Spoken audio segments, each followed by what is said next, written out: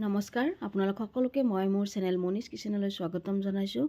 আজিলৈ আহিছোঁ অন্য এক ৰেচিপি, গতিকে ভিডিঅ'টো বেছি দেৰি নকৰি আহক আৰম্ভ কৰোঁ।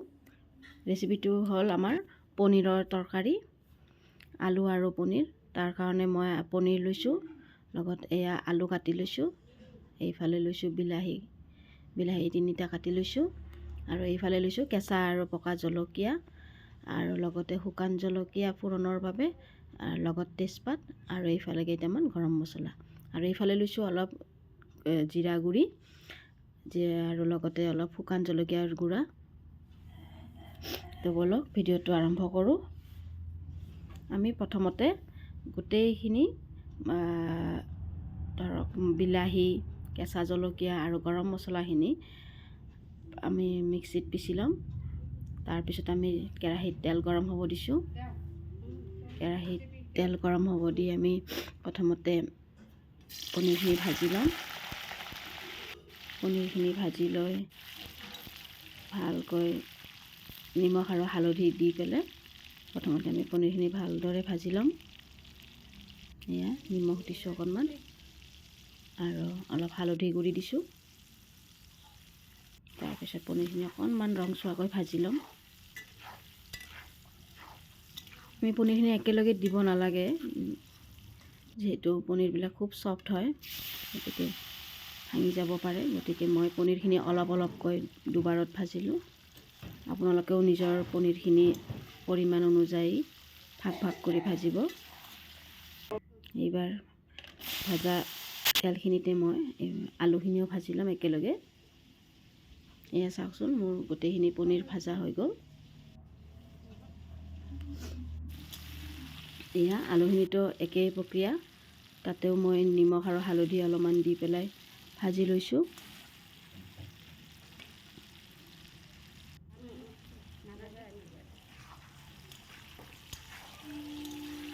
আলুখিনিও সেই একেদৰে ৰংচোৱাকৈ ভাজি ল'ব লাগিব।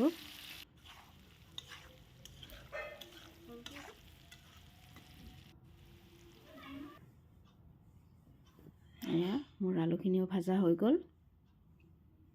এতিয়া কেৰাহীৰ পৰা উঠাই লৈছোঁ।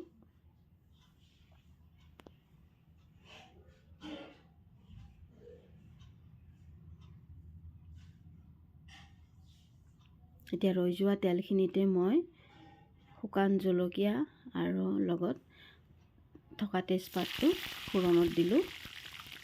দি পেলাই এতিয়া মছলাখিনি ভাজি ল'ম। যিখিনি মই পেষ্ট বনাই লৈছিলোঁ, বিলাহী, শুকান জলকীয়া আৰু লগতে কেঁচা জলকীয়াৰ পেষ্টখিনি ভালকৈ ভাজি ল'ম। যিহেতু এইটো এটা সম্পূৰ্ণ নিৰামিষ ৰেচিপি হ'ব, গতিকে সকলোৱে খাব পাৰিব। সাধাৰণতে ৰহুন আৰু পিঁয়াজ দিলে মানুহে কিছুমান ধৰক নিৰামিষ খোৱা মানুহে অলপ অসুবিধা পায়, গতিকে এই ৰেচিপিটো মোৰ একদম নিৰামিষ খোৱা মানুহৰ বাবে। এইবাৰ মই ইয়াতে অকণমান জিৰা গুড়ি দিছোঁ। ভালকৈ মছলাখিনি ভাজিব লাগিব। এয়া চাওকচোন, মই অকণমান পানী দি লৈ পেলাই ভালকৈ যাতে পেষ্টখিনি ভাজা যায়, লগতে হালধি আৰু নিমখ সোৱাদ অনুযায়ী দি লৈছোঁ।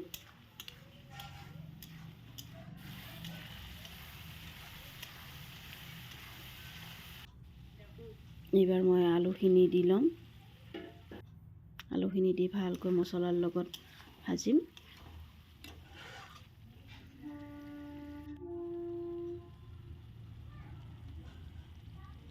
এয়া চাওকচোন, তেলবোৰ ফুটিবলৈ আৰম্ভ কৰিছে। তেতিয়া গম পাব যে আমাৰ বস্তুখিনি ভালকৈ ভাজা হৈছে। এয়া অলপমান পানী দি লৈছোঁ যাতে গ্ৰেভিখিনি হয়। চাওকচোন, পানীখিনিও ফুটিবলৈ আৰম্ভ কৰিছে। মই যিহেতু গৰম পানী ইউজ কৰোঁ সাধাৰণতে, সেইকাৰণে সোনকালে উতল আহি যায়। এইবাৰ পনীৰখিনিও দি লৈছোঁ। এয়া ঢাকন দি দিলোঁ। তাৰ তাৰপিছত ল' ফ্লেমত আমি সিজিব দিব লাগিব বস্তুখিনি। এয়া চাওকচোন, আঞ্জাখন উতল আহিব ধৰিলে।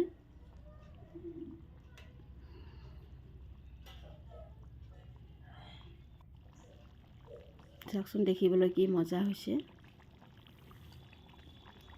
কাৰ কাৰ প্ৰিয় এই পনীৰ আৰু আলুৰ চব্জিখন জনাবচোন কমেণ্ট কৰি।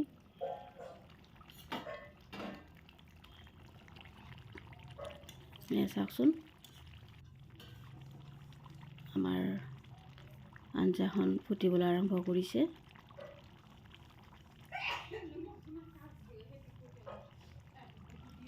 যিহেতু মই অলপ গ্ৰেভি টাইপৰ বনাম,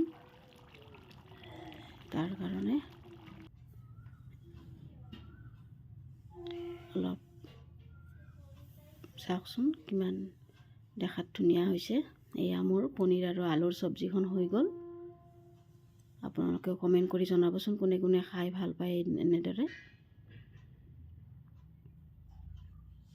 একেবাৰে সহজ আৰু নিৰামিষ হয়। ইয়াত মই পিঁয়াজ আৰু ৰহুন ব্যৱহাৰ কৰা নাই, গতিকে সকলোৱে খাই ভাল পাব। আৰু লগতে যদি ভিডিঅ'টো ভাল পায়, মোৰ চেনেলটো লাইক, কমেণ্ট আৰু ছাবস্ক্ৰাইব কৰিব। ধন্যবাদ।